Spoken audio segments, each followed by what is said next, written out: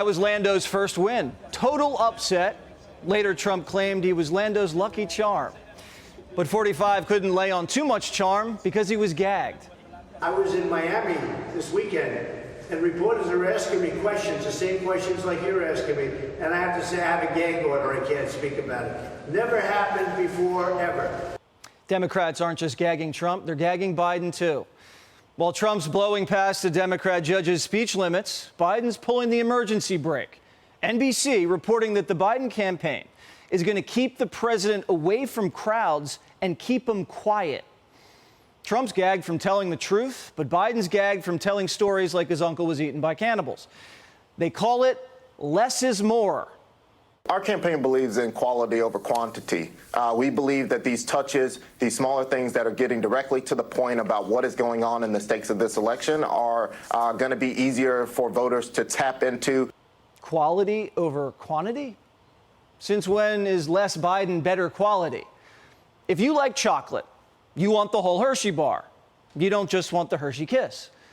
A Hershey Kiss isn't quality over quantity, it's the same chocolate. Usually when you like something, you don't want less of it. The media thinks hiding Biden's brilliant because his handlers can control him like a puppet. To be honest with you, Quentin, I think that's a very smart idea.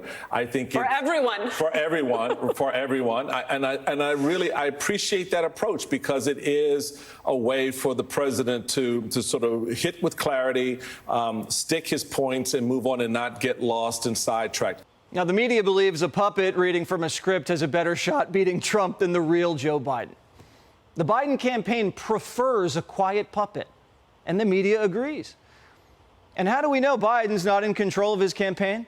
Because no one likes to talk more than Joe Biden. But you're going to see 7-minute speeches once every 3 days till November 5th. An election where both politicians aren't allowed to talk. If one talks too much, he gets in trouble with staff. If another talks too much, he gets thrown in jail. Not only does the media not want Biden to debate, they don't want him doing any more press conferences. They say he should just do The View. My view is he should come on The View before he does a press conference. Thank you. I would say more Howard Stern, come on The View, more smartless conversations where you're having conversations about policy, but they're real ones that people have at their kitchen. Policy conversations with Joy Behar and Howard Stern? Really?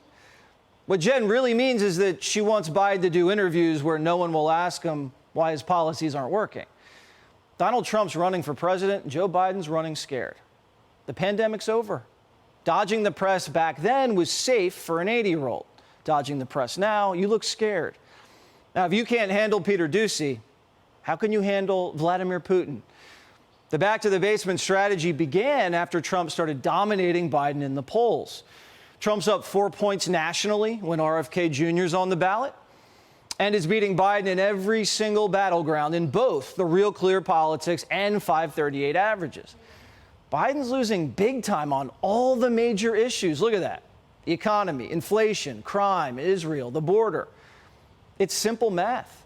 Trump's persuading and adding voters who used to back Joe.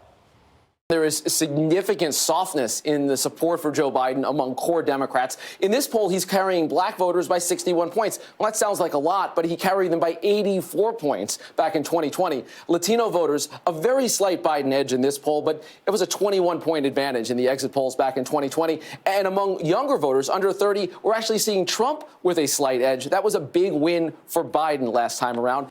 Democrats have taken their base for granted, and now they're paying for it. Young Americans hate his foreign policy, and they can't afford a house. Black voters tell Johnny they had more money under Trump and that Joe's too old. Hispanics don't like hearing they're oppressed and don't like being called Latinx or tacos by the First Lady. But the media says that's malarkey. Trump voters have bad taste and low standards. I think these polls are tight because Donald Trump's voters have very low standards, and Joe Biden's voters have standards that are probably a little too high. Voting for a puppet doesn't mean you have high standards. It means you have a low opinion of voters. Democrats believe you're too stupid to notice the puppet strings being pulled and just don't know what's good for them. That's exactly what this election's about. Whether you're better off than you were 4 years ago, or you can be bamboozled into believing you don't know the difference. Click here to subscribe to the Fox News YouTube page to catch our hottest interviews and most compelling analysis. You won't get it anywhere else.